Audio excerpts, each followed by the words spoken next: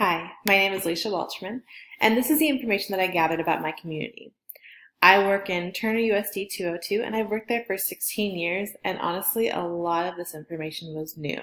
So that was a very eye-opening experience, and now I pledge to do more to really find out more about the people that I serve. But moving on. So we are a very small community, Turner, Kansas. In fact, we're actually Kansas City, Kansas, but the community identifies themselves as Turner, and we're right between KCK and Shawnee, which is much, much larger than we are.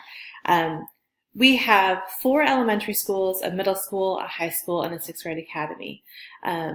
It was difficult because we are a small community and everyone knows everyone else and all their business. If you ever grew up in a small town, you know exactly what I'm talking about. Change is hard. And probably close to 20 years ago, they had to close an elementary school, Morris. And then about 16 years ago, they closed Muncie just because numbers were dropping. And that was very, very difficult. And I still hear mention of Muncie schools. A celebration in the community is Turner Days. It is huge. Lots of people attend and they have a great time celebrating the community. And the community itself is a very liberal community.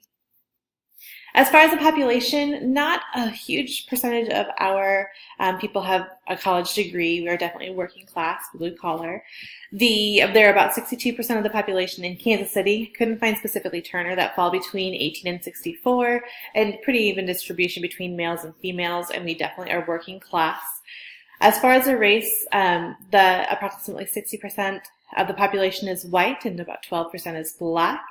I was really surprised that only 27% of families in KCK spoke something other than English, because I do know that we have a high population of ELL families in our elementary schools. So that was a little bit of a surprise to me.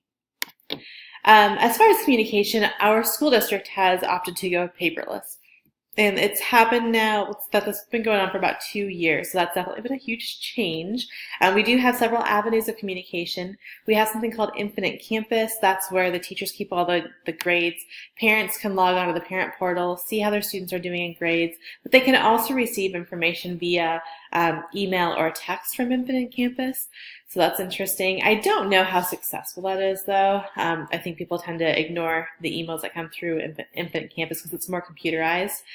I know in the elementary schools, we were asked each elementary school can have one way to communicate with parents, so they can't ask parents to sign up for a Seesaw account, Class Dojo, and whatever else, Remind. So as most of our elementary schools have opted for Class Dojo, and that's a way to keep in touch with how kids are doing in the classroom, as well as communicate with teachers one-on-one.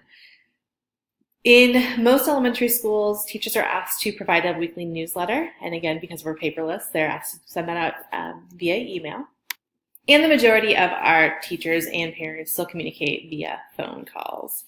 We have a high population of ELL in our buildings. In almost every building, we have bilingual secretaries to help out with our Spanish-speaking population.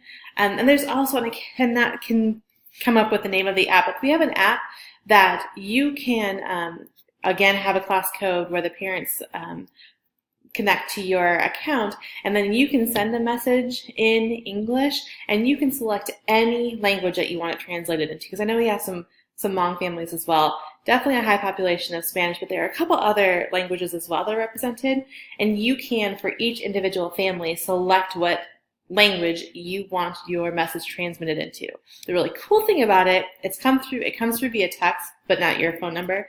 But the families can then text you back in their native language, and then you receive the information in English, which is really cool. Most of the people in the community get their information via television or social media. As far as community groups, within the schools, I'm talking specifically elementary, we have our student council.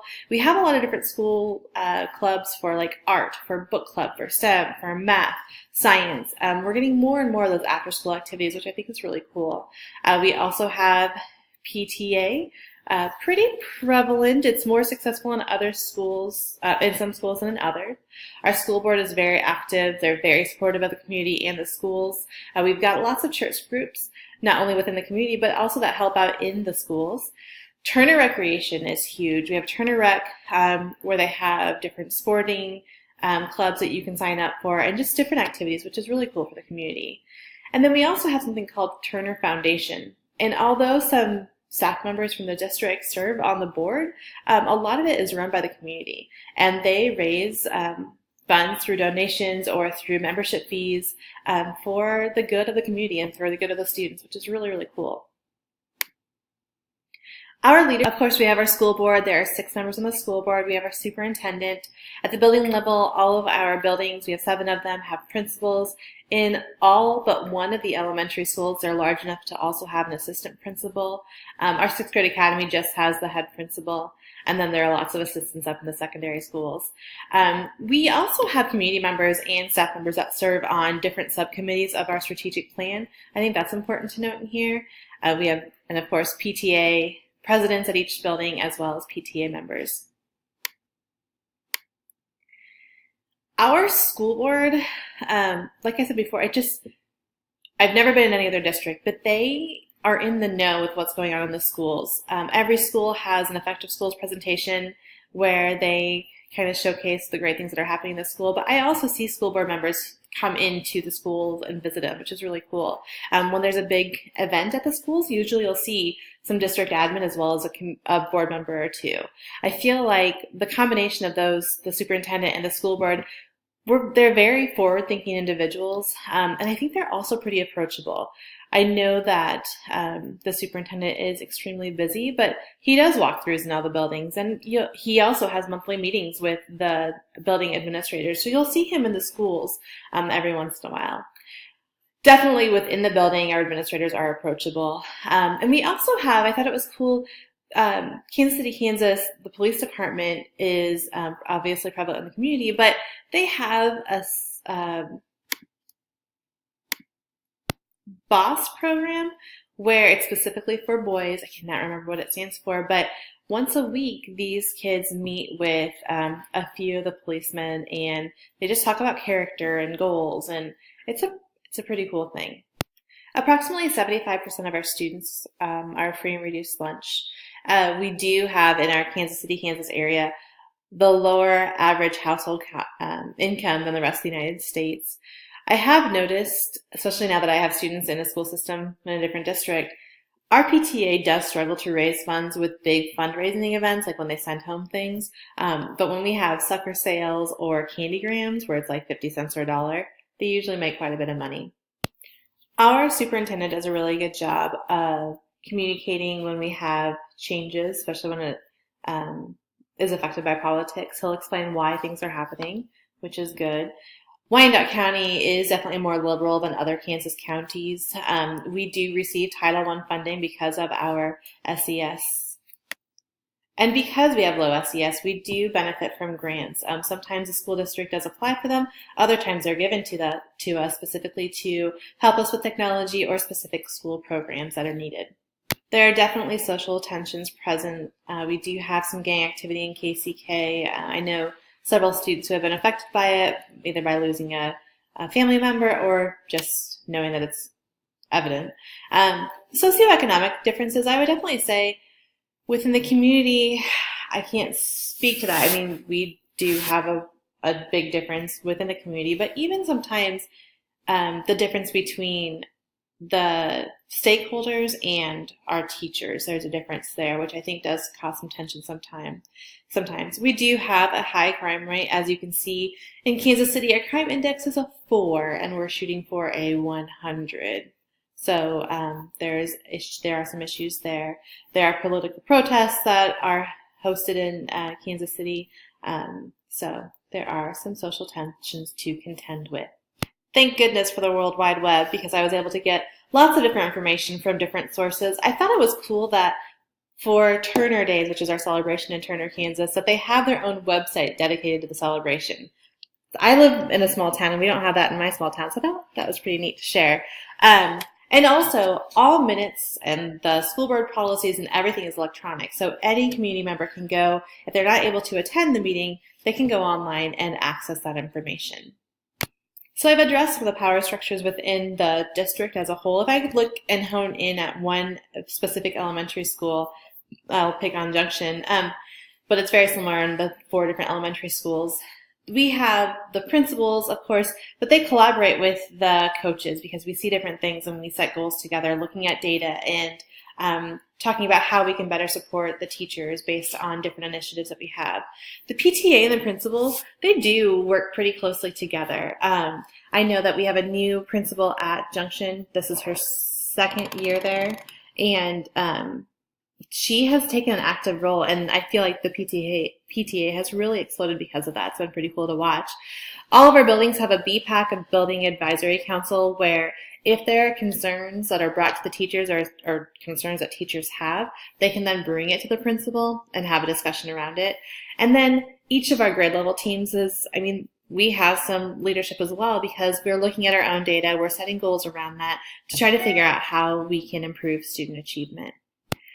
Our power structure in the Turner District is top-down, but it's also very collaborative by nature. So although it's set by the school board and the superintendent and district leadership, they listen to community members, they listen to staff members by looking at different survey results and things like that to help inform our strategic plan.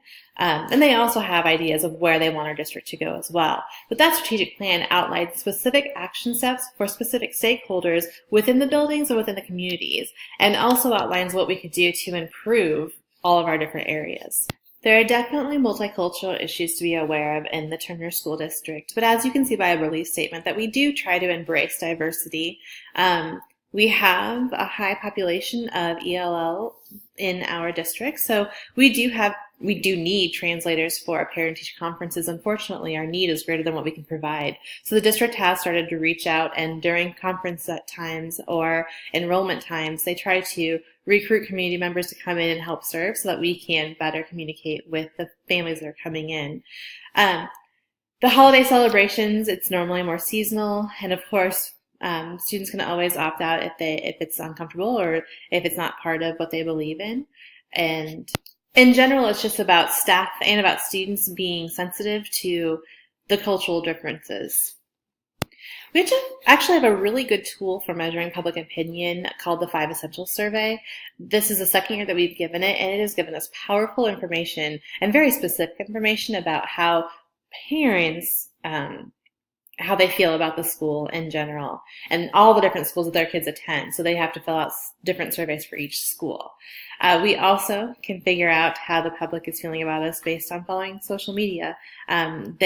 Each school has their own Facebook page, but sometimes community members are friends with staff members, so sometimes we get input that way as well.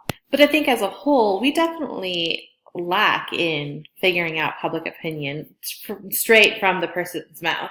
Again, we have 5 essentials, but that's only parents. That doesn't have anything to do with the community members outside of those who have kids in school. So I think that it would be important to reach out to the church community. We have several churches who have taken on different schools right next to them. So let's have conversations with the people that come in and volunteer, or just personal conversations, not only with parents, but with grandparents who are coming to visit too.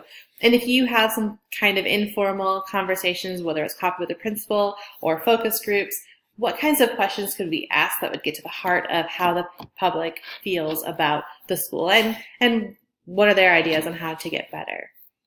As I said before, this assignment was very eye-opening to me. It made me aware of a lot of information I didn't know before, and I am a very task-oriented individual, so sometimes I'm very focused on student data or student behavior. So sometimes just stepping back and thinking about the community as a whole, I could see how as an administrator that would help if you had something new that you wanted to change, or just try something different because it's not working the way it currently is. So I definitely see the value of reaching out and finding out more about the community that I serve. Thank you very much.